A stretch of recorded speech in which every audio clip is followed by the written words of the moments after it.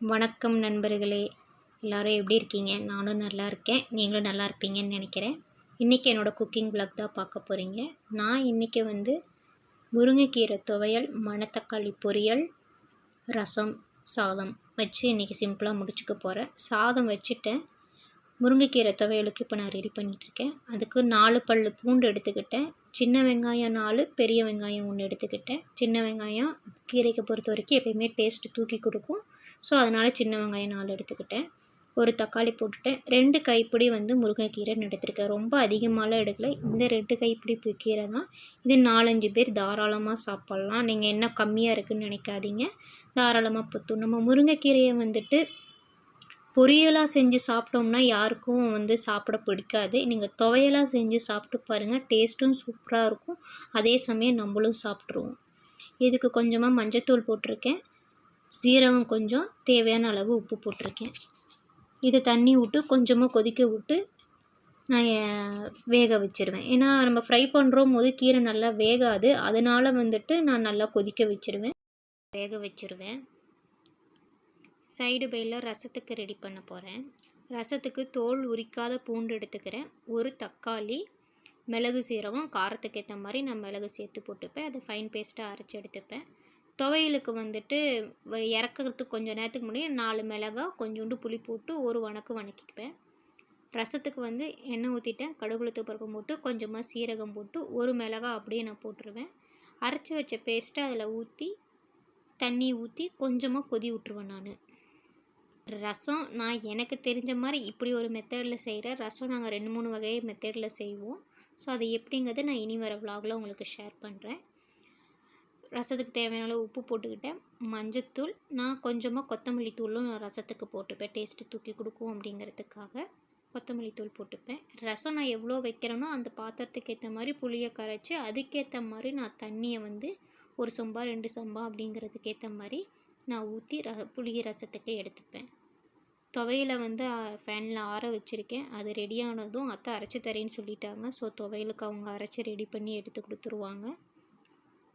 ரசம் எனக்கு ஓரளவுக்கு தான் வைக்க தெரியும். ஸோ ரொம்ப பிடிக்கும் அப்படிங்கிறதுனாலலாம் கிடையாது. இவங்க எப்படின்னாலும் சாப்பிட்டுப்பாங்க, அதனால் எனக்கு பிரச்சனை கிடையாது. எனக்கு தெரிஞ்ச மெத்தடில் நான் ரசம் செஞ்சு வைக்கிறேன். நல்லா தான் இருக்குது. ஏன்னா கல்யாணத்துக்கு முன்னாடி நான் ரசமே வச்சதில் நல்லாவே இருக்காது. அதை கம்பேர் பண்ணும்போது இப்போ நான் வைக்கிற ரசம் எனக்கே பிடிச்சிருக்கும் போது நான் அதை அக்செப்ட் பண்ணிக்கிறேன். சைடு பை கீரை அத்தை க்ளீன் பண்ணி கழுவி எடுத்து வச்சாச்சு, கட் பண்ணி கொடுத்துட்டாங்க. நான் வெங்காயம் மட்டும் கட் பண்ணி ரெடி பண்ண வேண்டிதான். ரசம் கொதிச்சிருச்சு, அதை நான் மாற்றி எடுத்து வச்சிட்றேன்.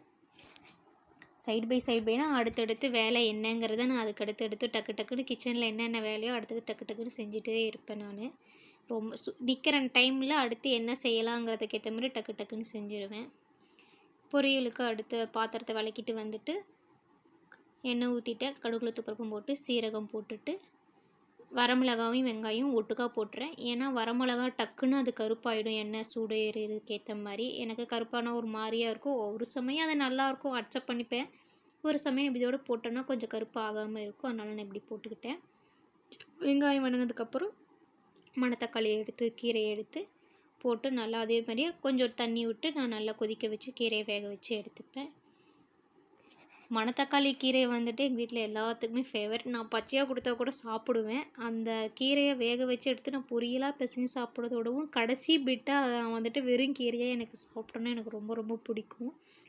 ஸோ மணத்தக்காளி கீரை எனக்கு சின்னதுலேருந்து பிடிக்கும். அம்மா செஞ்சு கொடுக்கும்போதும் சரி, எனக்கு அந்த மணத்தக்காளி கீரை அப்படிங்கும் போதே எனக்கு ரொம்ப ரொம்ப பிடிச்ச ஒன்று.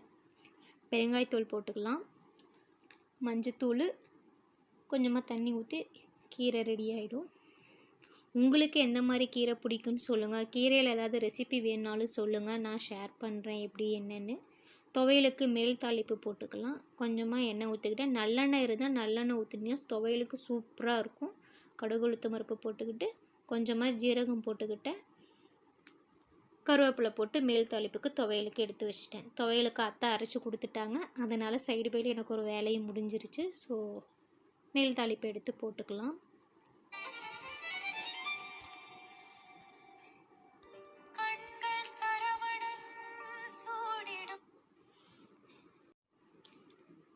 கீரை சைடில் வேகிறதுக்குள்ளே நான் சைட் பை சைடாக அடுத்தடுத்த வேலையை என்ன பாத்திரத்தை எடுத்து விளக்கிடுவேன், அப்படியே க்ளீன் பண்ணிவிடுவேன்.